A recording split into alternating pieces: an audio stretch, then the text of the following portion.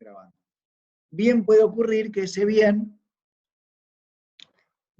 se demande mayor cantidad porque yo tengo que comprar una cantidad mínima de trigo para satisfacer una cierta cantidad de calorías, es decir, de bienes de consumo básicos. Y para eso tengo que renunciar a una cierta cantidad de bienes de lujo que consumía, por ejemplo, ir a comer afuera. Pero como lo que dejo de consumir de bienes de lujo, más que me alcanza, digamos, para comprar la cantidad que consumía antes de ese bien necesario, pero lo que me sobra no me alcanza para volver a comprar bienes de lujo, destino parte de lo que antes destinaba a comprar bienes de lujo, no solo a reponer la cantidad que consumía antes de bienes necesarios, sino también a consumir un poco más de bienes necesarios que antes, porque no me alcanza lo que me sobra de renta para comprar, por ejemplo, para ir a comer afuera. O sea, yo antes iba a comer afuera una vez por semana, y aumenta el precio de los bienes necesarios. Ahora, tengo que dejar de ir a comer afuera una vez por semana. Por ahí me alcanzaría para ir a comer, digamos, media vez afuera por semana. Pero media vez no es nada, ¿entiendes? No me alcanza. O voy con amigos, o voy con mi pareja, digamos, lo que ustedes quieran. Y entonces ya no nos alcanza para ir, para pagar el cubierto de 2. Y entonces, ¿qué hacemos con ese cubierto? Por ahí nos alcanzaría para ir individualmente, pero no queremos ir individualmente. Entonces, ¿qué hago? Dejo de consumir ese bien y lo destino totalmente a la compra, o una gran proporción, o más que antes, a una compra de bienes necesarios. Entonces, los bienes Giffen tienen dos particularidades. Son bienes a los que se destina una gran proporción del ingreso y son bienes necesarios, no son bienes de lujo. O sea, son bienes que son imprescindibles para el consumo de los individuos.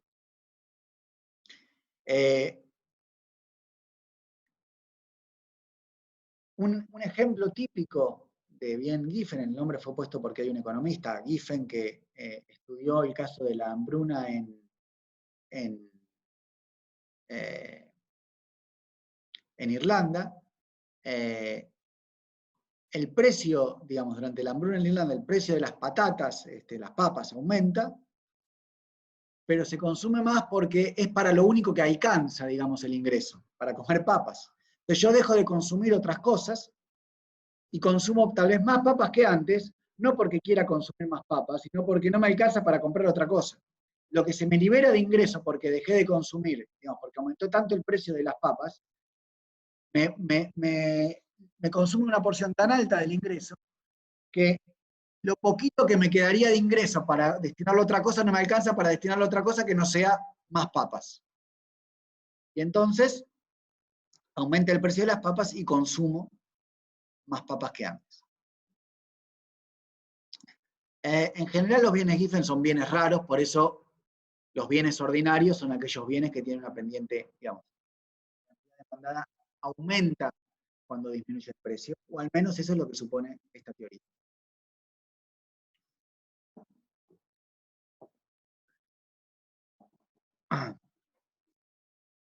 Ahora, lo que la existencia de bienes Giffen refleja es que no es necesariamente el caso que ante el aumento o la disminución en el precio de un bien, el consumo de ese bien aumente. Lo que nosotros queremos hacer ahora con la ecuación de Slutsky es tal vez el punto más importante de teoría del consumidor, lo que vamos a ver ahora, que cuando cuando baja el precio de un bien, el aumento, supongamos que aumenta, pero no importa, el aumento, la variación en el consumo de ese bien, tiene dos causas que para el individuo se aparecen entremezcladas. La primera razón por la que yo puedo consumir más de ese bien es que el precio de ese bien en relación a otros bienes es más bajo, y entonces yo, a paridad de ingreso, consumo más del bien que es más barato, pero a paridad de ingreso. Es decir, si yo tuviera el mismo ingreso que antes, el hecho de que el bien X sea ahora más barato que el bien Y implica que, como es más barato simplemente por un efecto sustitución, voy a consumir más del bien que es más barato. Pero además, cuando cae el precio del bien X, aumenta el poder de compra de mi ingreso monetario. El cociente M sobre PX, o sea, la cantidad de bienes X que yo puedo consumir con mi ingreso, aumenta. Y entonces puedo destinar parte de ese incremento en el ingreso a consumir más del bien X, pero también a consumir más del bien Y. Entonces, cuando cae el precio del bien X, el aumento de X en el consumo, o la variación, porque puede ser positiva o negativa, vamos a ver, tiene dos causas que tenemos que, o que queremos como científicos, como teóricos, desentrañar, dividir, separar. El incremento en el consumo debido a que el bien es más barato que otros bienes a paridad de ingreso, y el hecho de que mi ingreso aumenta a paridad de precios relativos. Lo que propone la ecuación de Slutsky es la posibilidad de separar ambos efectos sin necesidad, o mejor dicho, sin necesidad de que al consumidor se le separen los dos efectos. Es decir, cuando el precio cae, el consumidor demanda más del bien, pero no se pregunta qué parte de ese incremento se debe al efecto de sustitución y qué parte se debe al efecto de ingreso. Lo que nosotros vamos a tratar de hacer es justamente desmantelar, dividir, separar esos dos efectos. Lo que vamos a llamar efecto sustitución y lo que vamos a llamar efecto ingreso. El efecto sustitución va a medir la variación en la cantidad demandada por efecto del cambio del precio de un bien en relación a otro para un dado valor del ingreso, o sea, para un determinado poder adquisitivo del individuo. Mientras que el efecto ingreso mide la variación en la cantidad demandada debido a una variación en el ingreso, suponiendo que los precios relativos no se modificaron. Como los precios relativos y el ingreso se modificaron, esto supone un ejercicio de abstracción, digamos. Y eso es lo que vamos a tratar de hacer en lo que sigue, en lo que queda de la clase de hoy.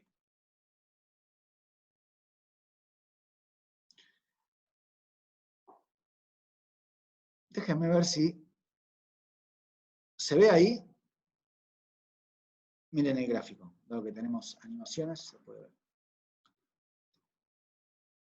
Esta es la restricción presupuestaria del individuo que enfrenta precios PX y PI. Acá tenemos la curva de indiferencia y X0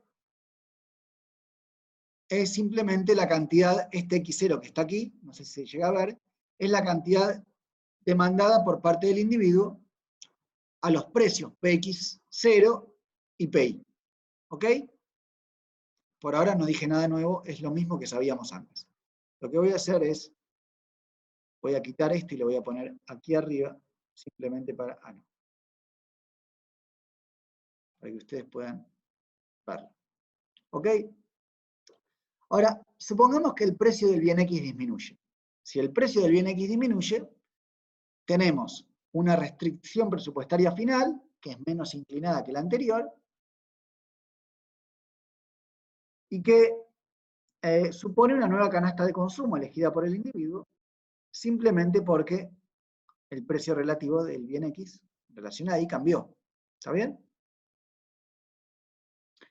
Esta nueva canasta, X2, digamos, cantidad consumida del bien X, X2, supone un incremento en la cantidad consumida del bien X en la proporción X2 menos X0.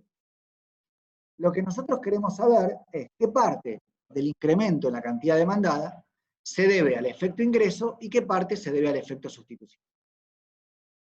¿Cómo hacemos eso? Recuerden que el efecto sustitución supone que el ingreso del individuo no cambió y que lo único que cambiaron fueron los precios relativos. Entonces querríamos descular cómo influye un cambio en los precios relativos en el comportamiento del consumidor, a paridad de ingresos, es decir, suponiendo que su ingreso no cambió. Lo que hacemos es construir una recta presupuestaria hipotética, RPH, que tiene dos particularidades. Como ustedes saben, una recta cualquiera se define por un punto, puede ser la ordenada al origen, pero cualquier punto, y la pendiente. La pendiente de la recta presupuestaria hipotética es la misma pendiente que la recta presupuestaria final, con lo cual esa recta presupuestaria hipotética incorpora el set de precios relativos nuevo, es decir, supone que el precio del bien X disminuyó respecto al precio del bien Y. Fíjense que la recta presupuestaria final es paralela a la recta presupuestaria hipotética porque el set de precios relativos, que es el que define la pendiente, es el nuevo set de precios relativos. La segunda particularidad de esta recta presupuestaria hipotética es que pasa por la canasta de consumo que el individuo consumía originalmente. Es decir, a este individuo lo hacemos enfrentarse hipotéticamente con una recta presupuestaria, con un presupuesto que, si gastara todo su ingreso en el bien, no están viendo ¿no están viendo la pantalla?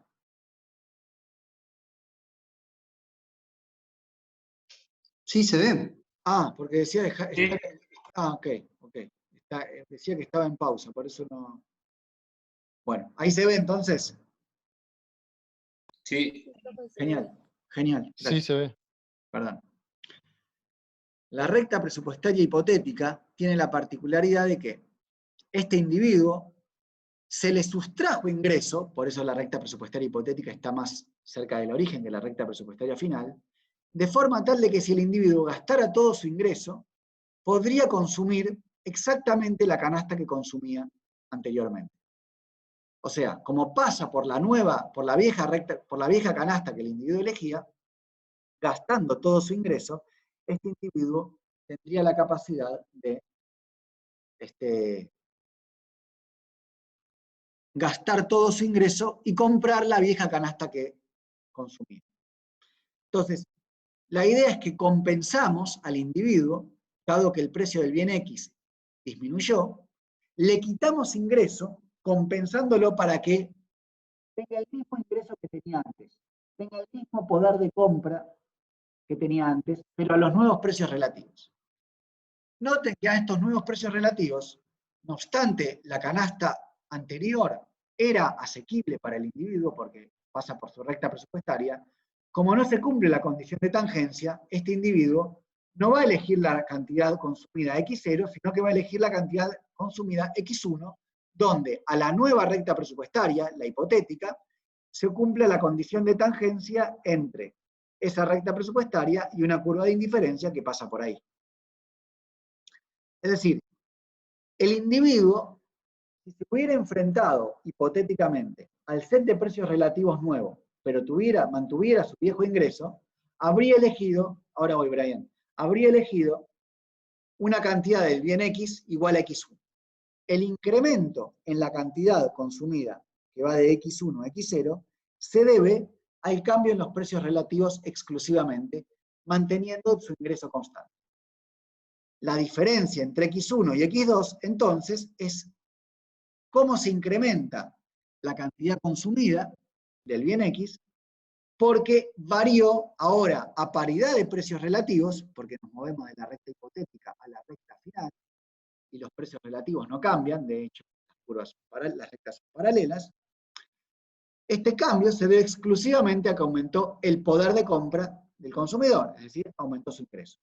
Entonces, de X0 a X1, el cambio en la cantidad demandada se debe al cambio en los precios relativos. De X1 a X2, o sea, la cantidad X2 menos X1, esa variación, se debe exclusivamente a que lo que cambiaron fueron el ingreso del individuo, pero no los precios relativos. Ahora sí, Brian. Eso no me quedó claro. ¿Qué sería la condición de tangencia? Creo que me perdí en esa. La condición de tangencia es la condición que hace que determina la elección del consumidor, que la tasa marginal de sustitución sea igual al cociente de precios relativos. Y listo. ¿sí? Okay. ¿Alguna otra pregunta?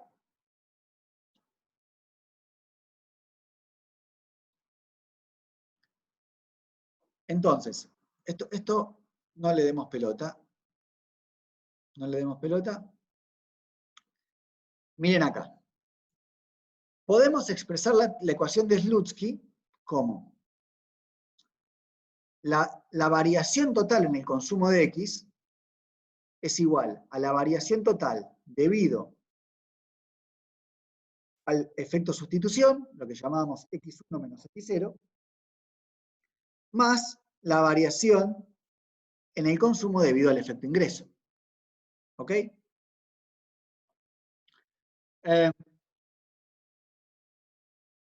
Podemos dividir entonces esta variación por delta Px. O sea, podemos tener que delta X sobre delta Px es delta X1S sobre delta Px sobre delta X1Y sobre delta Px.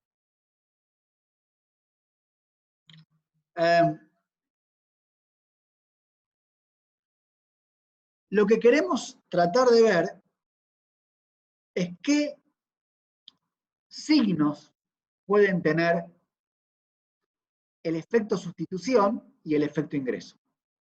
En particular, lo que quiero mostrar es que el efecto sustitución es siempre positivo, pero el efecto ingreso puede ser negativo. Es decir, cuando varía el ingreso, voy a ver si puedo escribir un poquito acá, cuando varía el ingreso, lo que yo tengo que hacer es distinguir cómo varía I cuando varía M y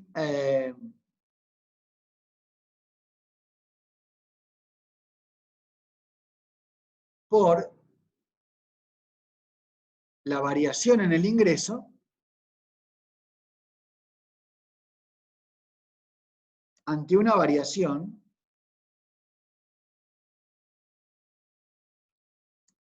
de Px. No me quedó muy lindo escrito, pero es decir, el efecto ingreso es el efecto de una variación en el consumo ante una variación en el ingreso, producto de que el precio cayó.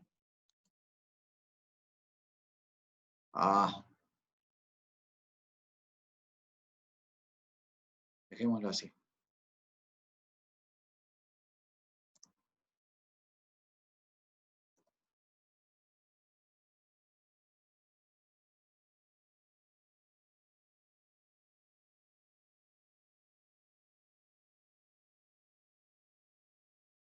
¿Está bien? Es como una derivada, una regla de la cadena, digamos. El efecto sustitución es producto en el cambio, es la variación en el cambio del precio a paridad de ingreso. El efecto ingreso es la variación en X, la cantidad consumida, debido al efecto ingreso, por la variación del ingreso debido al precio. Ahora, este cambio siempre es positivo, perdón, negativo. Cuando aumenta el precio, mi ingreso, mi poder de compra siempre cae en sentido contrario. ¿Está bien? En cambio, esto puede ser positivo o negativo. ¿En qué tipo de bienes la cantidad consumida debido al efecto ingreso varía en la misma dirección que el ingreso? ¿Qué tipo de bienes vimos? ¿Cómo se llamaban esos bienes?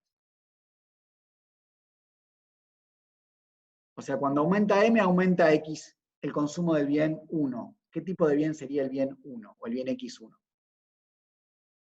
Bienes normales. Exacto. Cuando esto es positivo, tenemos un bien normal. Esto, en cambio, es negativo. O sea que si todo esto es negativo, el bien es normal. Y si esto es negativo, dado que esto es negativo, todo esto nos da positivo, es cuando el bien es inferior. Si ante un aumento en el ingreso, el consumo de X disminuye, esto que está en gris es negativo. Como esto es negativo, negativo por negativo es positivo. Ergo, todo esto es positivo. Si el bien es inferior, todo esto puede ser positivo. En cambio, debido al efecto sustitución, o sea, este primer término, siempre el efecto va a ser negativo. O sea, el efecto sustitución siempre es negativo. La variación en la cantidad consumida de X, debido al efecto sustitución, siempre va a ser negativo.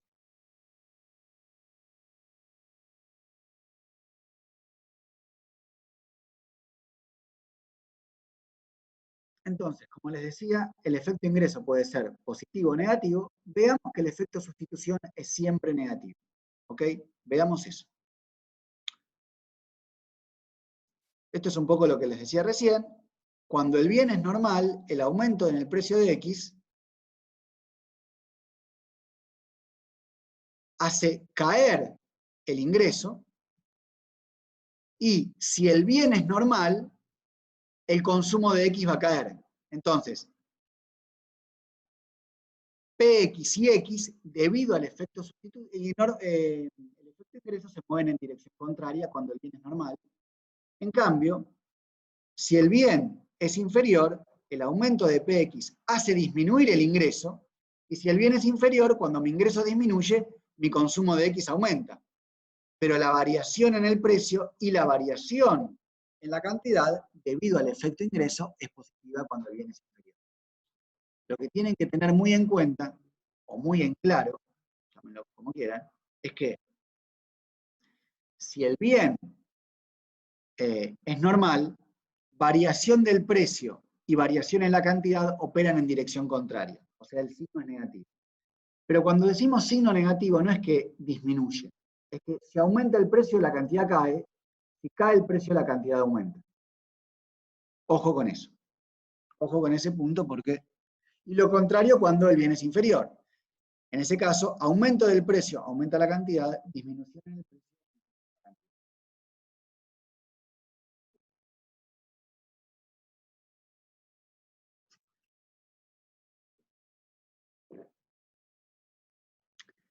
Ahora, ¿por qué el efecto sustitución es siempre negativo? Supongan que tenemos una recta presupuestaria RP0, el individuo elige la canasta X0,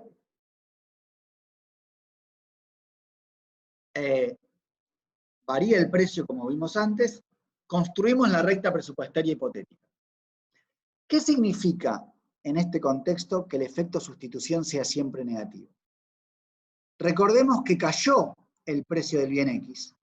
Si el efecto sustitución es siempre negativo, significa que si cayó el precio del bien X, la cantidad demandada de X por el efecto sustitución tiene que aumentar. Ahora, lo que nosotros tenemos que probar, entonces, es que no puede ocurrir que por el efecto sustitución la cantidad demandada del bien X disminuya. En otras palabras, lo que tenemos que poder probar es que, debido al efecto sustitución, no puede ocurrir que una variación en el precio del bien X comporte una disminución en el consumo de X. O sea, lo que tenemos que poder demostrar es que un individuo que está maximizando su utilidad nunca va a elegir una cantidad tal que este individuo antes consumía la cantidad X0 y ahora consuma, por ejemplo, por el efecto sustitución, elige una canasta que le comporte consumir una cantidad menor a la que, de X que la que consumía. ¿Cómo hacemos para eliminar? Y noten que podría ser cualquier canasta que esté sobre cualquier canasta, digamos, sabemos que el individuo va a elegir una canasta que esté sobre la recta presupuestaria hipotética, porque tiene preferencias monótonas, y siempre va a elegir una canasta sobre la que esté sobre una recta presupuestaria. Lo que queremos excluir es la posibilidad de que el individuo consuma cualquier canasta que esté en este segmento, porque eso comportaría consumir menos del bien X, que lo que consumía inicialmente, que era esta cantidad. Cualquier canasta que esté por aquí comporta un consumo mayor de Y, pero un consumo menor de X. ¿Está bien? Hasta acá todavía no demostré nada, simplemente estoy sentando las bases de la prueba, pero ¿quiénes se comprende lo que estoy diciendo?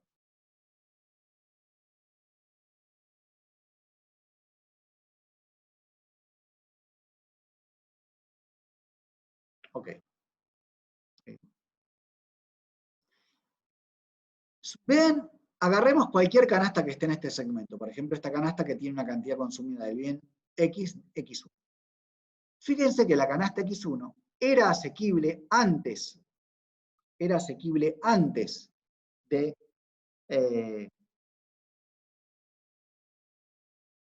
que cambiaran los precios relativos. ¿Cómo sé que era asequible? Porque está al interior del conjunto presupuestario inicial. Al interior del conjunto presupuestario inicial, cualquier canasta que esté en este segmento era asequible por el individuo. Pero este individuo, que maximizaba utilidad, no elegía ninguna de esas canastas, sino que elegía esta canasta que está aquí. O sea, en la situación inicial, el individuo ya sabía, podía elegir esta canasta que elige, y cualquiera de estas otras canastas que no elige, y terminaba eligiendo la canasta que sabemos que elegía. Ahora, en esta nueva situación, el individuo de nuevo puede elegir todas estas canastas, la canasta que elegía anteriormente y todas otras canastas.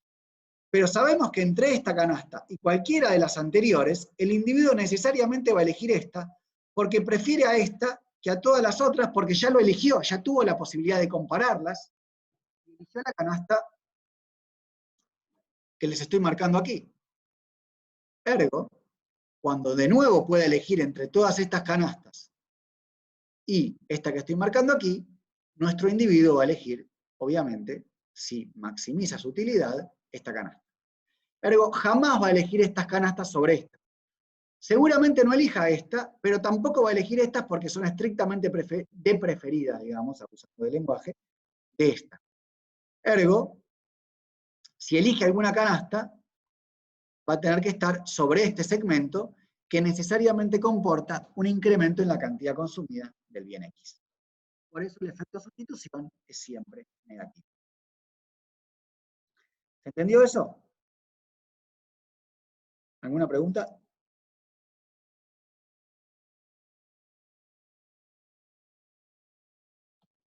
¿Ninguna pregunta?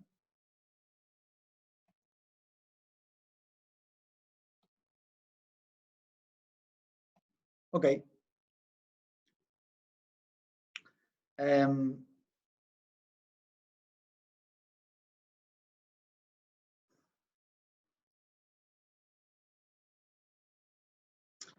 Noten lo siguiente.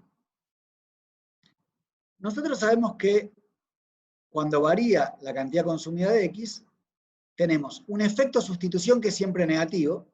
O sea, cuando varía el precio de X, tenemos un efecto sustitución que es siempre negativo, pero tenemos un efecto ingreso que no sabemos si es positivo o negativo. Es positivo cuando el bien es inferior, es negativo cuando el bien es normal.